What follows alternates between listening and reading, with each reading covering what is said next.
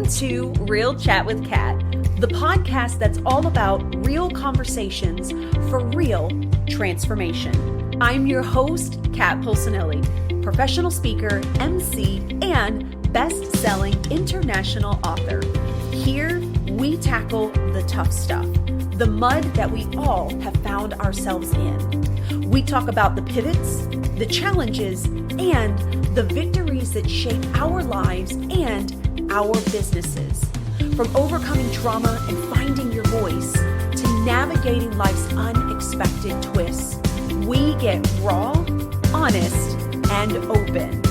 You'll hear from inspiring guests who share their stories of resilience, healing, and growth. Whether it's breaking through emotional abuse, embracing self-worth, or thriving in entrepreneurship, you'll find connection, empowerment, and the tools to keep you moving forward. So grab your favorite drink, settle in, and get ready for stories that hit home and conversations that make a difference. Let's get real together.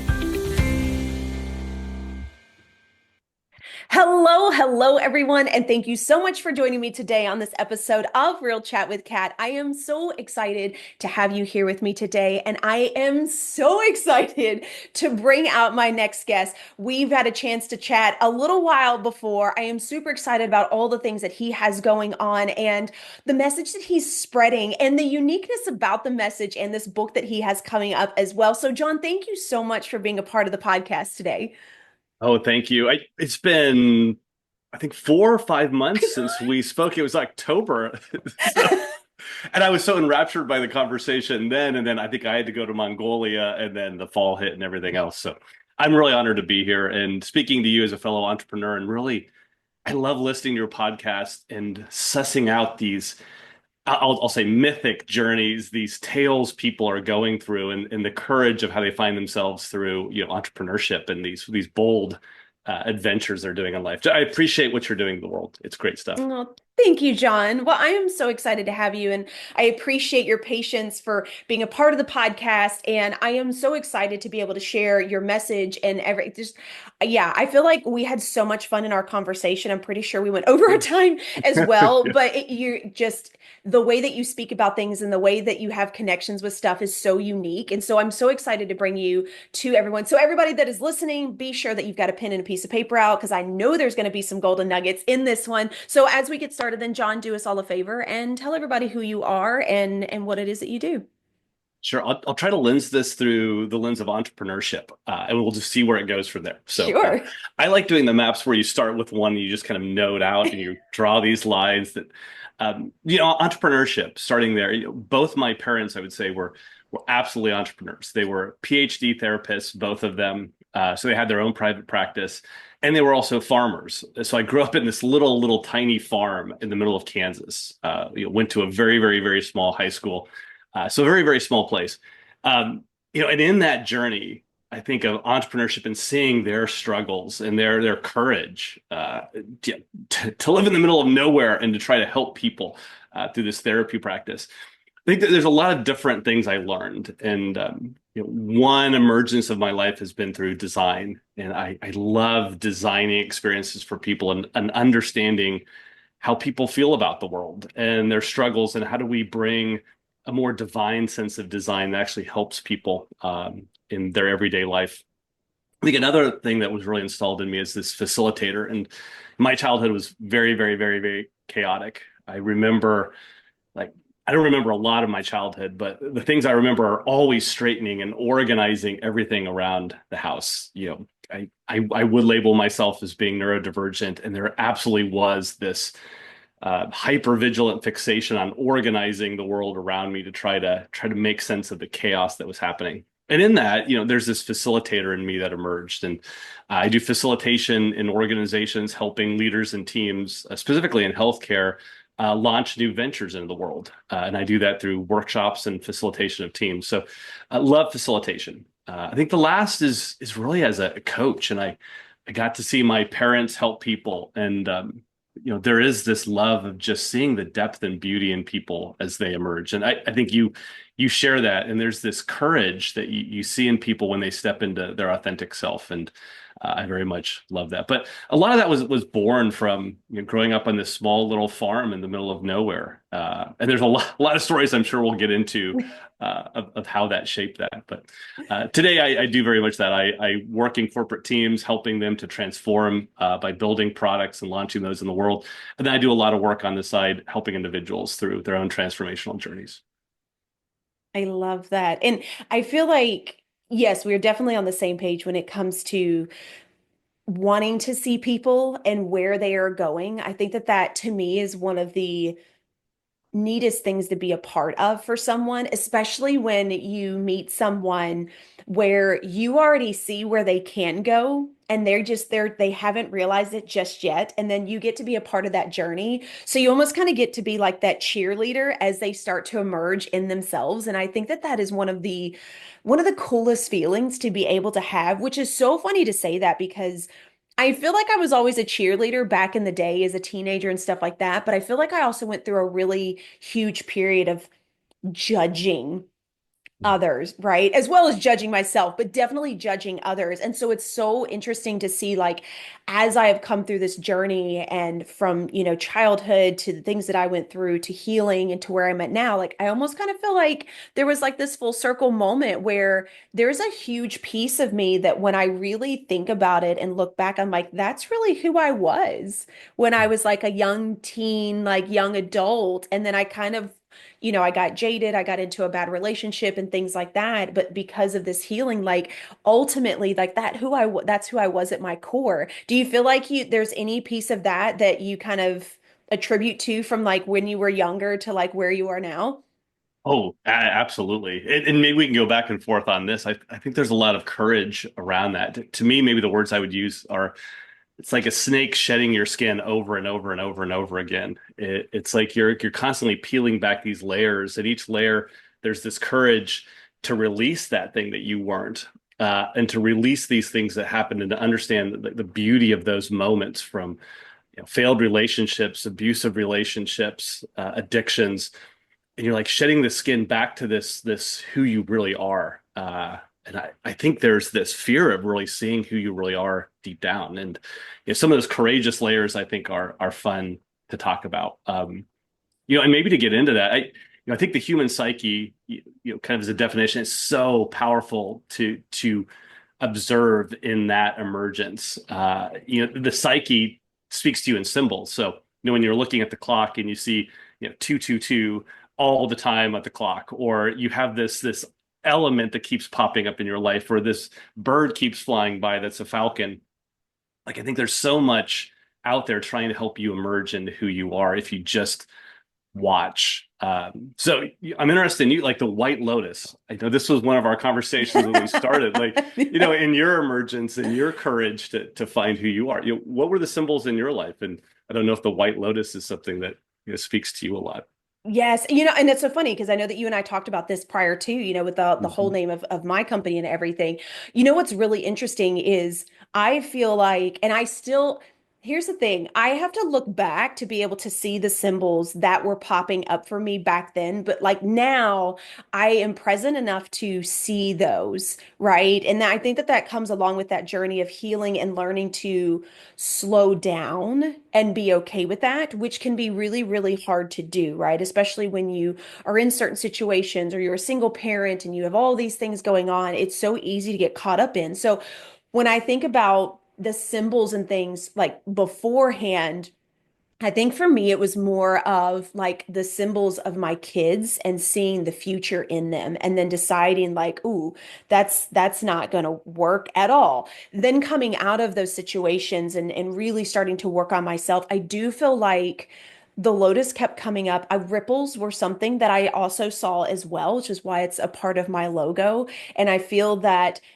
with the lotus, which was something I kept going back to, is like, you can start in the dirt, you can start in the dirt, but you can be something absolutely beautiful. Like, to me, it's just a beautiful symbolism for that. And I see a lot of people use that, in their logos and stuff as well. And I'm always curious to know if like that's the reason why, or if they just use it because it's peaceful and the meanings behind it. But for me, that was the whole reason why I got my first tattoo 5, 7 years ago now. But Mhm. it was for that reason. I wanted the lotus tattooed on me as a reminder that, like, we go through crap, but I can still turn out something different. And that did become the symbol. And I see it a lot now. But what's really interesting is you said falcon. I tend to see hawks. That is a thing for me. And there's uncertain days where I'm like, 1, 2, 3, oh, 7. I'm like, okay, today's gonna be because today's going to be a really beautiful day. There's going to be messages in there. Like, it's really interesting when you start to pay attention to those things that you start to see them. So now I'm curious to know, okay, what were your symbols then? What were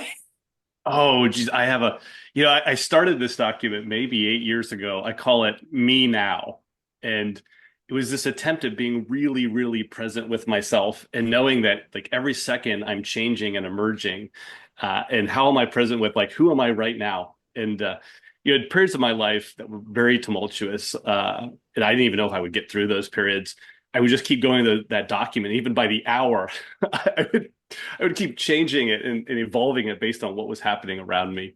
Um, but there are a lot of symbols. Even yesterday, I had an eagle fly over me, and I'm like, what does that mean? Last night, I had an owl pass over me.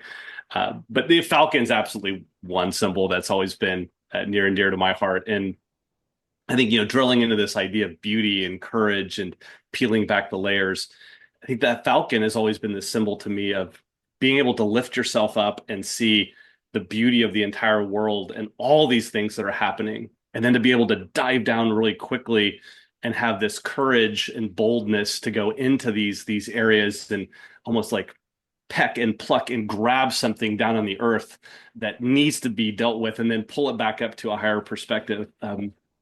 Each person I think has their own meaning and intent with the symbols they see. But that falcon has guided me in business. Being in the consulting world in design, or as a coach, or as a facilitator, or even in my own healing journey. It's like, how do you pull yourself up in that split second to say, okay, what's really happening in this situation? What do I Mm, really need to know? What's the beauty of this? Yes, I'm getting triggered by this person, but there's a lot of layers. There's a lot of tapestry and nature around that's informing what's happening in this situation. And then how do I zoom back into my body and say, okay, I want to be present as a human in this moment on the ground. So I think the falcon's always been that for me.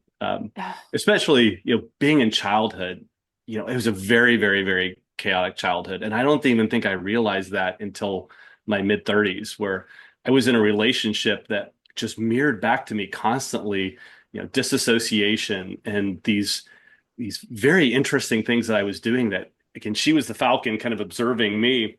There were just things I didn't realize that I was doing to try to control chaos because it just felt too overwhelming for my system. hmm And it's things like that, the symbology that's helped me kind of understand my childhood more and chaos and how has that shaped my life.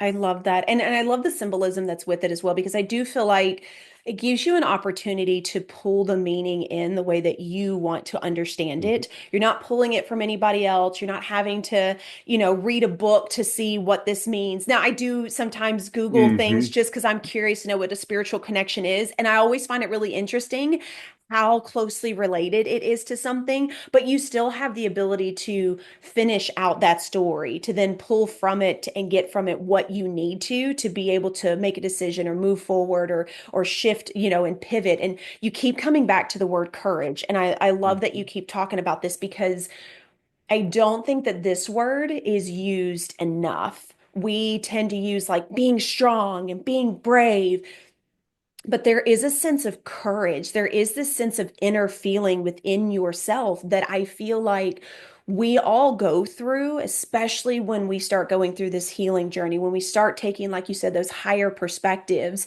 and kind of viewing all the things around it. And it takes a lot of courage to step out of the victimhood or the blaming or the old stories that we're telling ourselves and deciding to be like, there's got to be something different. There has to be something else that I'm missing. Mhm. And I love this word, I think, more than anything, because being courageous transforms you into the things that you want to do moving forward. They push you into self-awareness. They push you into that want to growth. They push you into that uncomfortable space of making a decision to leave someone, to be with someone, like all of those things. It doesn't take you being strong. It doesn't take you being brave. Like, there's a lot of courage and also self-understanding and building that trust up that I feel like comes first to be able to then spread that out. So I'd love your take on the word courage and Oh kind of yeah. how you see that too. Yeah, but what I'd love to go back and forth with, again, kind of anchoring back to where we started of like peeling the skin from the snake and shedding these layers. Like, Yeah. what were our courageous moments? And it is really hard. As a kid, to go way out there, I would say as a kid, I always had this fear of what would it look like when I died, and what did that conversation look like? Like, did I live the life I was supposed to? Did I do all the right things? Did I follow the values I was supposed to? Even as a kid, I remember having an Excel spreadsheet in 80s and early 90s where I would create these values and I would score myself every day on if I was living into that value. And I have no idea where these ideas came from. Like, Wow. nobody taught me these things, but later I always had this fear of, I think it's the Egyptians that weigh your heart. I just had these images. So, in this idea of courage, I think all this is metaphorical, but it is this courage to face yourself.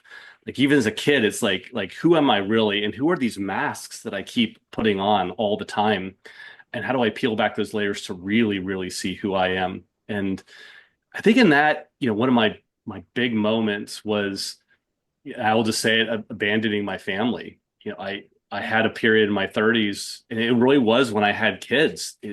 I felt so stable, and I felt like I had the world. I had this great job, and we had this house, and we are going to have these kids. And I was in my early 20s, and I thought I've got this all figured out, and I'll be able to retire at this age. Like, this is what life is like. And uh, my second child, having my second child, there was something that snapped inside of me, and it was like seeing my son was like seeing myself at that age. And it's like Mm, all the repressed stuff that I had never really remembered from, being a baby and a child. It's like all that stuff went into my son, and everything just kind of snapped, and it got really chaotic. And it was just so difficult to even be a parent and be around my children. And I couldn't figure out why. And that led me to affairs and a lot of behavior that I can't even recognize today. And there was this abandonment, now I realize, of me abandoning my family. And I went on a quest to figure that out. I flew to Peru, and I've gone all around the world, and I have a page in my document I spoke about that has 4 pages of all the healing work I've done, trying to figure out who the heck am I and why did I do this? And that was the courageous moment of, I realized leaving my family maybe wasn't the courageous moment, but facing myself of why did I abandon them, and where was I abandoned in my life? And that mm. has taken me to this place in writing books and different things, and cross-pollinating the business and personal spiritual world with this deep root of, I always felt wrong. Again, going back to that story of me like grading my own values and thinking, was I right enough to pass through the pearly gates? All those ideas have changed, but there was this idea that I am so wrong, and like nobody wants to be around me because I'm so wrong and I'm so flawed. So this right versus wrong complex got really buried in me, and I just felt all that abandonment, and that turned into me abandoning others. And in that shadowy content that I had to sift through, was a lot of light, but it's really hard to stare at that in the mirror, and have to go through that. So that's one of my Yeah. courageous moments. And I think, it's taken a long time to get down to like, what is the root of that? What is this right wrong complex? And why do I always feel so wrong all the time? And in Mm-hmm. being wrong, there's this desire to just be invisible and to not exist or even be part of life. Because, why would I be here if I'm wrong? Yeah. That's like a deep-seated thing in my DNA that, got sussed out from this journey. So that's one of my more courageous moments that's still in process. Yeah, I love that. And thank you, so much for being so open and honest about that because I Yeah. don't feel like we all have the courage enough yet to be able to face that and to have those conversations and to be able to understand as you are going through this journey, now that you're on the other side, to realize that it isn't that anything is wrong with you. It's just for whatever reason, those pieces that were behind closed doors that you just didn't have access to that were acting out Mhm. consciously in front of everyone else. So I appreciate you sharing that Yeah. and letting people be able to hear that because that's something that's very near and dear to my heart as well, is having those kinds of conversations. When you were talking about your kids and you were talking about how you saw everything in them, and it's so funny that you say that because I think of my boys, and especially when I got out of my relationship and I started going into my healing journey. My oldest one was about 14, 15, and Mhm. there were so many things that he was reflecting back at me. And I remember being so triggered and just irritated. And I thought, like, it's just this unruly teen, like everybody says. And when I think about it now, I'm like, it really wasn't. Like, yes, there were some things in it, but there were also so many other things. There were things that he went through and things that he saw that he wasn't healed from, that he didn't understand, that were coming up to the surface that he didn't know how to deal with. And then he was reflecting that back at me, the same behavior that I was reflecting out to other people. And when I started noticing that, it was like this, like light bulb, like smack you in the head moment of like, oh my gosh, that's what I was doing for so long. And now I'm trying to heal from that. Okay, so now how do I help them understand that so they can go down their own journey of healing and understanding? And I think that that is something that is so courageous and something that we need more in this world, is giving ourselves space to know that it's not that we were wrong. We only did what we knew to do in that moment with the knowledge that we had. And it's not that we were flawed. It's just things that stuck to us for whatever reason that we then have to work through. And do you have the courage to work through that? And do you have the courage to give space to others who still maybe have not chosen to heal from that? Hmm. Thank you for sharing that story.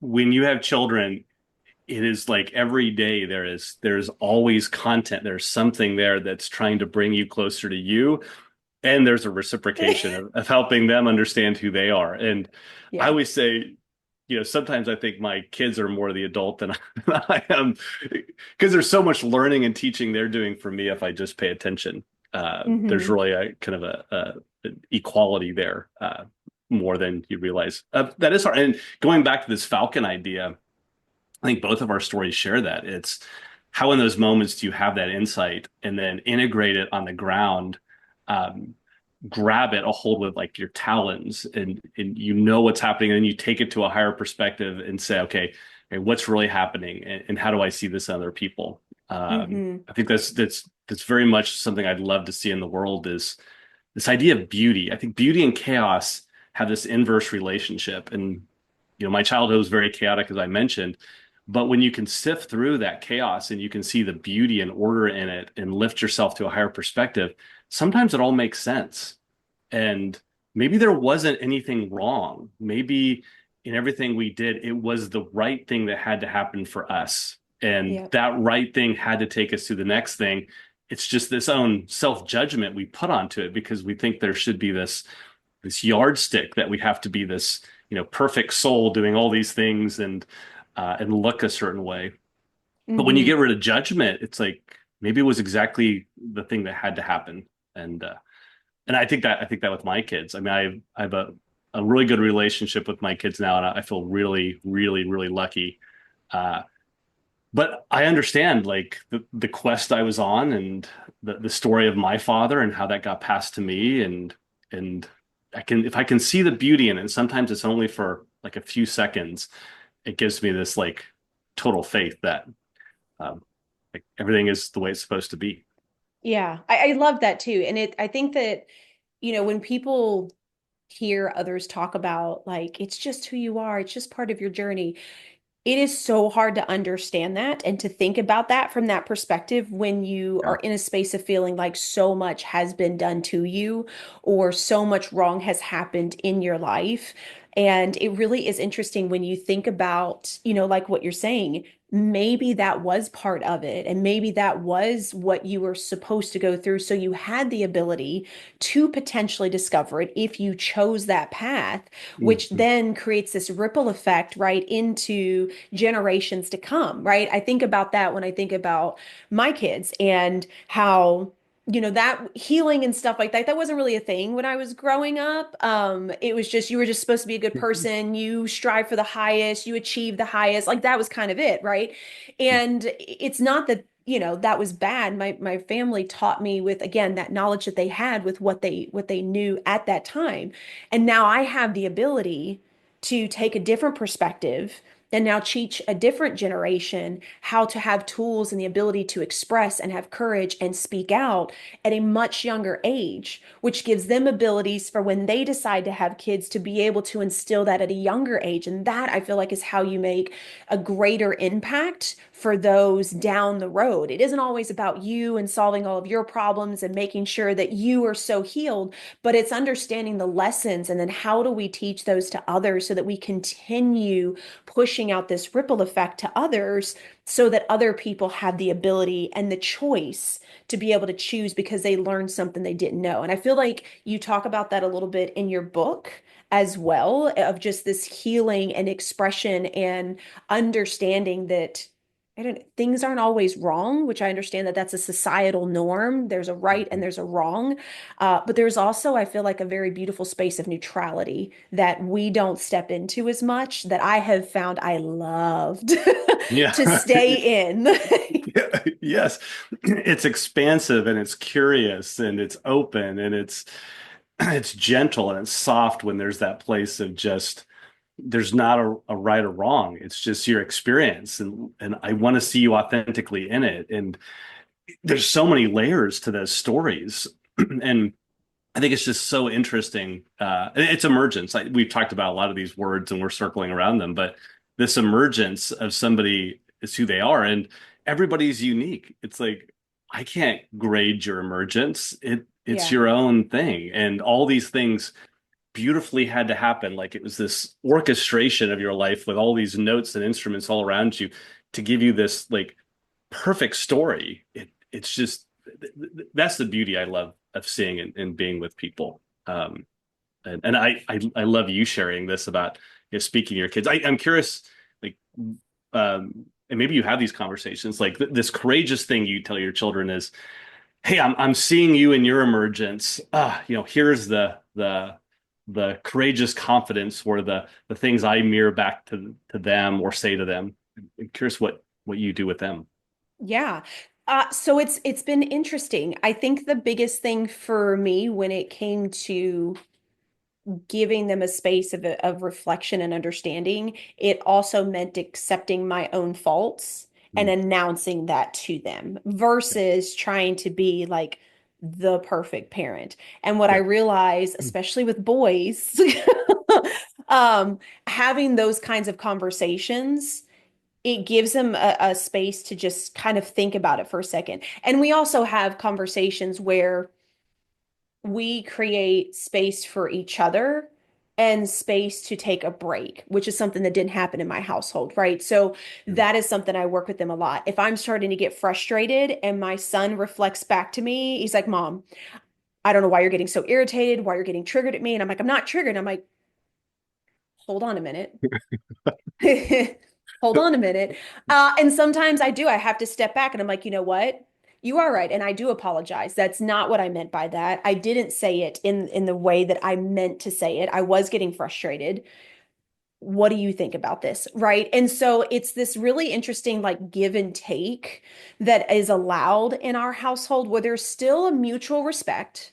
I am still mom, and I realize, especially with my kids being 20 and 17 now, that there's also, like you said earlier, there's things that I get to learn from them because my years at that age were totally different. And I didn't have people to talk to me about it. So I get to have that curiosity and ask those questions so that I can better understand.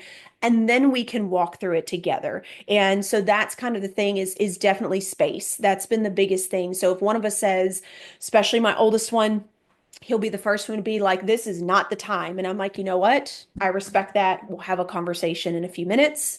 I'll wait till you come back up. And that was not something that happened in our household. But I Yeah. feel like that is creating such a space for my boys to be able to then work through their own emotions in a way that works for them. But I do think that the reflection of doing the same thing is where they pick up on it, right? They always say that, monkey see, monkey do. And Mhm. I always thought it was funny because, your parents always say, do what I say, not what I do. Boy, that is a lie. They always do what they see. But the more that I started reflecting to my kids and showing them that openness and showing them the courage to be vulnerable and be like, you know what? Yeah, I'm wrong. Yeah, I screwed up. Yeah, I feel like I'm failing at this. The more that they started coming forward and started talking about things in their own way. And to me, that was the coolest moment for me to have with my kids. Yeah. I love that story. It's so beautiful. And I just kept hearing honesty and realness and even this podcast, the space you create for us to be real and have a space to actually go back and forth and have a little bit of conflict and edge to it, just like with your son and your son's ability to say, hey mom, you're triggered. Like how beautiful is that to have a space you can just be real humans with each other and be like, okay, yeah, I am. Yep. Yep. I'm gonna Yeah. come back and talk to you about it. Like just what wonderful parenting. Thank you for sharing that. And the origin of this of just not feeling like you had the space in childhood to do that. Yeah, yeah, I appreciate that. And thank you for reflecting that back because I do Yeah. enjoy that. And I think that there is a way for us to have different perspectives and different ideas and still understand what each other are saying without feeling like we have to agree on everything. And I think that for me, that's where that neutrality has really come from of I really enjoy playing in that space because then I don't feel like you're coming at me with your ideas and taking away mine and vice versa, but I get to actually hear what you're saying. I get to hear how you're feeling. And then it's really unique because I feel like that gives me a space to be able to open up the doors even more to be like, oh, I've never thought about it like that, Mhm. or I get what you're saying. I don't necessarily agree, but you're still getting this untapped knowledge that you then get to see, I think, more of the whole picture of it versus when you're so shut down because Yep. you only want to see your side and you only want people to agree with you. And that's probably one of my favorite spaces to be into, is Yep. let's have a polarizing conversation. How do you see things differently than me? Because that's the beauty, like you said earlier, that's the beauty of everybody. We're all unique, we're all different. That's where the fun comes in, I feel like. And then being able to have those conversations to learn how people think about what they've been through, Yep. that to me is like, again, that's that untapped knowledge that you can't get out of any book that Yeah. anyone has written because it's a lived experience. Yeah. Exactly. And I love this idea of space, and we could probably go on for hours about space.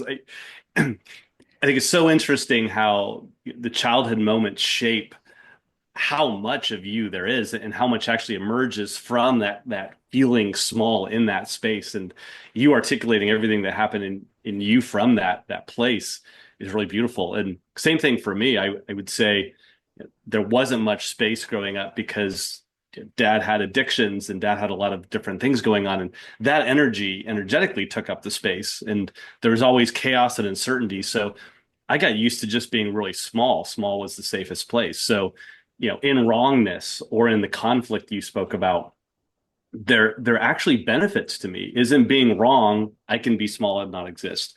I don't want to have to be in conflict because then I can be small. Uh, Mm, but eventually you feel that confinement and that trapping of being so small. You're like, okay, I do have space, and how do I emerge in that space? Just like the lotus flower from the ground, from nothing, it becomes something beautiful. I think these are kind of studies in how do you actually take up space but do it in a harmonious way with other people. And there is this magic of the friction and the conflict when we don't judge each other, we just accept this is who we are as we are right now in this moment. So um, Yeah. I find it beautiful. We kind of both emerged from this sense of not having space in childhood. So Yeah, and I think that a lot of people go through that, right? I don't feel like Mhm. that is a small percentage of the Yeah, world. I mean, even when I talk to my kids, right, their world right now is like high school and their friends. Like that's it. Even though we are yeah, like, yeah, but it's out here. We have to yeah. acknowledge like where they are sitting, when it comes to meeting somebody where they are at so that you can help them grow. So I'm curious to know what are some of the things that you feel that you lean into when you are coaching with people and helping them just to get into the space of seeing where they can emerge to be able to rise out? Yeah, great question. One thing I do with coaching and in corporate workshops, I'm a huge fan of Carl Jung, studied depth psychology. I love active imagination, and it was part of my healing journey. Is I think when you're so used to looking at the world and seeing all the forms around you, you unconsciously create a small box around yourself. And when you can close your eyes and go on a journey into your inner world or to another place, you know, the ability to imagine and to create these worlds actually are part of you describing who you are. And in that there is infinite space that everything inside of you can exist that maybe doesn't really want to emerge in this realm in front of us. So active imagination is a part of everything I do, and I love using it. There's lots of workshops I've done where it's a very unbusiness-like skill. Is how are you intuitive? How are you imaginative? How can you create these worlds? I don't think that's a celebrated skill, nor is it something I see a lot of organizations or even in schools them teaching. And it's why I wrote this book. It was a way to go into my deeper universe and see a bigger world where all the parts of me could exist and I could talk about them. Oh, I love this so much. Oh, John, we may have to have a part two for all this. Oh, I do want you though to talk about your book and give Yeah. people, because I know it's about to go live. I'm so excited about this for you. It'll be live by the time this episode releases. So give everybody kind of an insight to this book and what you've come up with and, this journey that you're taking people on through it. Yeah, yeah. It was really, I think, my soul trying to write my journey so that I could actually read it and pay attention to it. So it was done through some really painful moments of my life. So it's very much, I think, an artistic book. It's trying to express myself through these moments in my writing. The book is really a journey towards home. It's how do we find home inside of ourselves? For me, that was my tale and journey of how do I find fatherhood, but fatherhood for myself and me as a father. That's told through romantic relationships and a lot of addictions. So uh, I, I think it's an interesting book. I try to be really raw and authentic and real with it. So it comes out mid-February. The book's called Horribly Lovely. So if you Google horriblylovely.com, I think you'll go to the website and you can check it out. I am super excited for this. And I feel like there's such a beauty in you sharing your message and who you are and the things that you have been through in this like open light where people kind of get to find themselves within it and then choose what they feel like really connects to them. And then they have the opportunity to then put that into their own perspective or their own life and the way that they move forward. And it's really interesting to me when I think of all the people that I've talked with that have written books, that do coaching now, that have been through these situations. We all have our own stories in how we went through something and perceived it. But what's really interesting is I find that everybody ends up coming back to the center of who am I? Who do I want to choose to be? And how did what I went through shape that so that I can then now be what I want and heal from this so that I don't hate it, but it's just a part of the journey naturally. And I think that more of us are looking for that and looking for that support and that inspiration and that connection through other people's stories because we do hide from it. We do keep it to ourselves. I think of how many people I walk by and see all the time. You never know what they have been through. You would never know the things that they had dealt with. I mean, heck, I worked at a medical field for 5 years. No one would have known that I was in a domestic abusive situation, Yeah. right? We are really good, like you said earlier, putting those masks on and being one person in front of other people. And because we do that, we're also teaching our younger generations to do that as well. And so it really does come back to, how do you take those masks off? How do you have the courage to be you and start in that space? Because that ultimately is going to lead generations to come into seeing things differently and hopefully knowing that they don't have to hide behind so many things. Yeah. Oh, I have goosebumps. So beautifully said.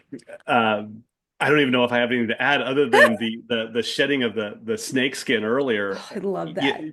There is this, yes, I was abused. Yes, I was addicted. Yes, I was abandoned. Yes, I abandoned other people.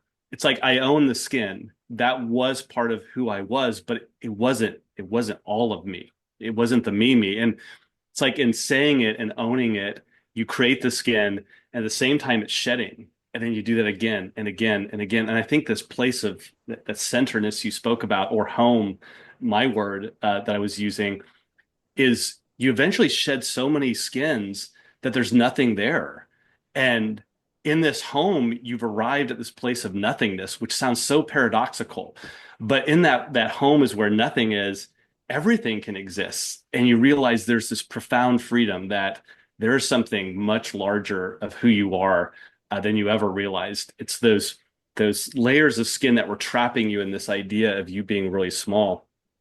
And it's difficult to talk about or write about or explain that process, but it's a really beautiful, messy, messy journey.